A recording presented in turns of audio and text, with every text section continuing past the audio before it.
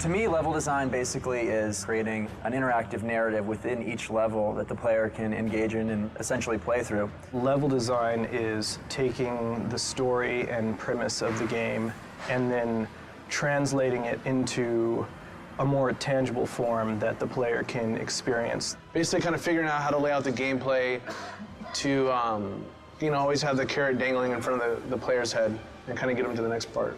What do you think? I think that sounded amazing.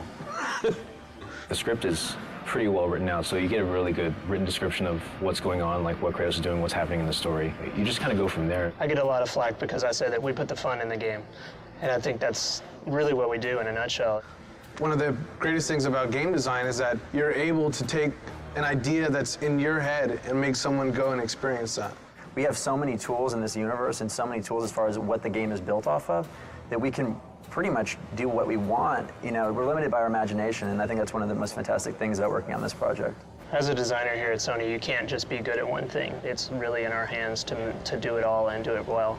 We often try to integrate the puzzles into the exploration of the level and with the combat. You're going to have a lot of games where all of a sudden you're in your fight mode, and once that's done, then you're in your puzzle mode, and it almost feels like you're playing two different games.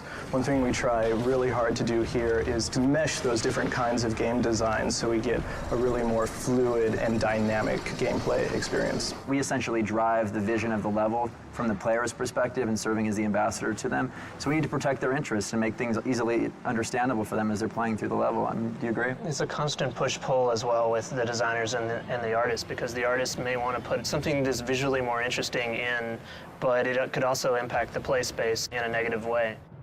I can't emphasize enough how important playtesting is to our process. If we didn't have it, the game would not be what it is. Because when the player takes the product home, we don't want them to be frustrated. You learn so much just watching people play it. That's one of the most valuable things you could ever do, is just sit down, give the person the controller, and just watch them play, see what they do. I think one of the strongest things that this team has actually is having, the game director come in and play it, have members from all the disciplines sitting down, and because everybody, chips in, hey, how are we going to animate this? Animators are sitting in. How are we going to build this? World builders are sitting in. Is this even possible? Coders are sitting in. That process makes everything just improve immensely, and I truly, truly mean that. I think a lot of people will say that, but here, it's extremely, extremely, extremely noticeable.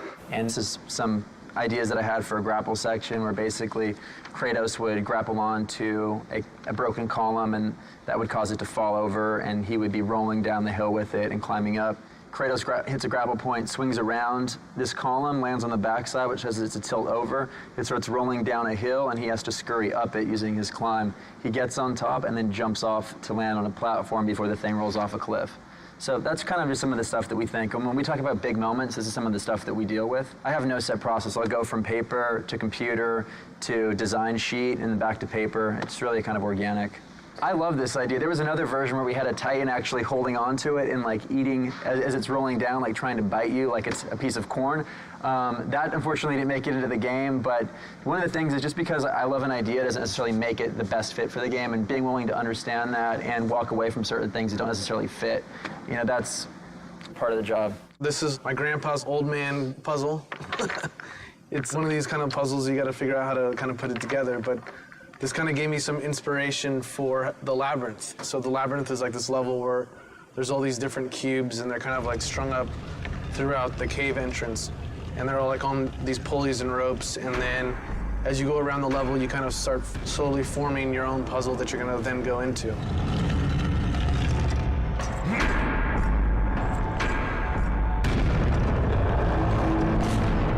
We came up with this idea for Gaia coming up to this rotunda where, Zeus and Kratos are kind of having their last epic fight.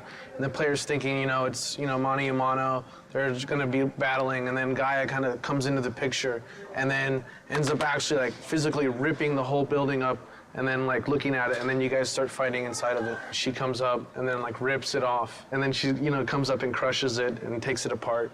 At the end, you guys are like fighting inside of her and you end up killing her, and then she kind of blows up and crumbles all over Mount Olympus. For me, it's always like so amazing to be able to imagine this whole kind of crazy scenario, this whole world in your head, and then you're actually able to make it.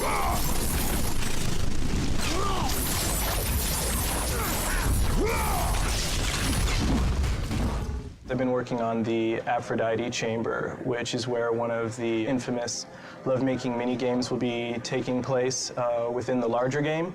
This is the preliminary room that I brought up in Maya. Roughly what's going to be happening is Kratos is going to be going through a hallway here where he's going to come to this room. There's going to be a bed in the corner with curtains drawn, and as soon as he casts them open, he's going to see Aphrodite with two of her very lovely servant girls who quickly run away. She's going to go into the bed for a little hanky-panky, and we see the servants are very happy right there with what's going on. After finishing his job, Aphrodite is kind enough to draw back this large curtain, which will expose the portal, which will lead to another section of the game.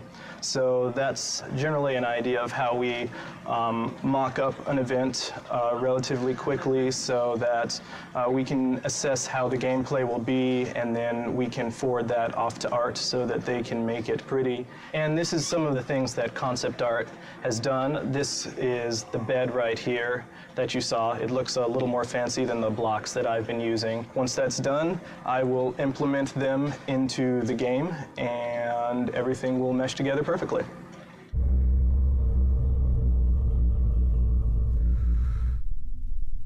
Be gone,